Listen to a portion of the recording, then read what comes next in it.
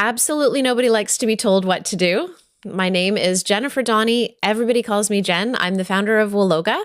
We are in the corporate wellness programming business, and we have been operating for a little over 6 years. Today, I'm going to give you 3 things to consider if you are going to roll out a wellness program to your employees or even add to the one that you've got. So as you're sort of navigating in the world, talking to all the different partners that are out there, and there's lots of amazing ones, what should you be looking for? So I'm going to give you number 1 is make sure that your program isn't only focused on the body and the mind. Now, of course, these are 2 very foundational things in our health. Physical health is really where it all began in corporate wellness, how we move and how we eat and how we breathe. And of course, mental health is so important. It's just a huge amount of information and support to cover, thinking about how we navigate through habits and change and having a positive mindset and the words and thoughts that we use and awareness. Really, there's so much information there and so much that we can learn. But don't stop there. I want you to consider that there is 4 other areas of wellness. There's really 5, but I'll talk about the 4 first because that's what we do with WELLOGA. So the first one is emotional well-being. It's exactly what you think it is. Your emotions being, calm and regulated versus being turbulent. Things happen outside of work and then we bring it inside to work, and how do we manage that? And remembering that a lot of times when we feel these emotions, it's caused by things that are out of our control, and sort of how do we get around that, and how do we stay professional and manage our way through that and also stay healthy.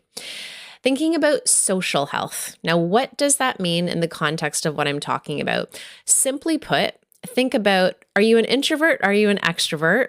And are you getting the social connectivity that you need in your current job situation? I definitely support working remote and hybrid working situations, provided it suits the business and everyone can still get their work done. Sometimes I find what people are experiencing is not that they can't manage the work from home, but what they're not getting is the right amount of social connectivity. So potentially too many meetings, or not enough meetings, or not enough connection and back and forth sort of teamwork. So think about that. Has your situation in your office changed? Are people set up in a different way? And can people benefit from rolling out sort of community building things in a way to feel more connected? The next one is environmental health. Now, the environment can be as big as the country that you live in. So think about the food that you have access to, the climate that you're living in. Does it suit your constitution? Right down to your office. Are you working in your kitchen and it's crowded and messy and there's 2 other kids that are also working there too? Or is it a nice, calm, peaceful space that you can calmly work through all of your challenges during the workday? So again, a huge range of topics to consider, but these things really make a difference, right? Are you in the environment that suits you? Can impact your productivity at work and how you feel about going to work. The last one is spiritual health.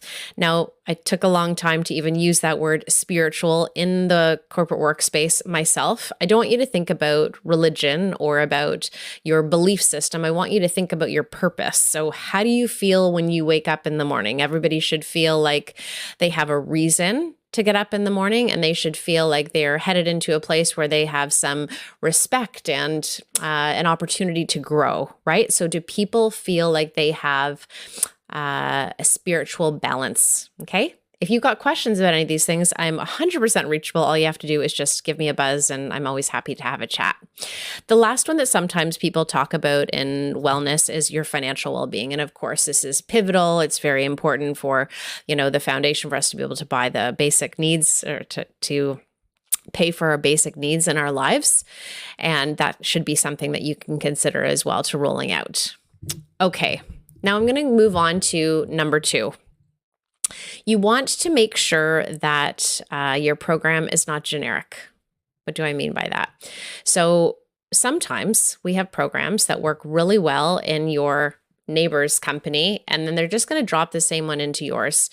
It works sometimes, and other times it does not. So the things you need to consider is that when you hear about a program that's working really well and you think, yeah, that might work for us too, you want to consider, how many people are working there?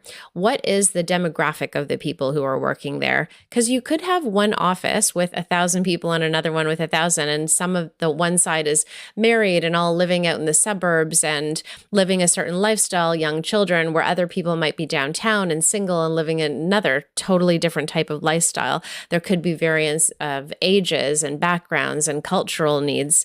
These are all things to consider. So not to say that any program is not good, but is it suited for you? You can even start to think about things like, is it something that's available on an app, or is it something that's live? Is it recorded? And what suits your business's needs? All these things really can be considered when you're choosing your next program.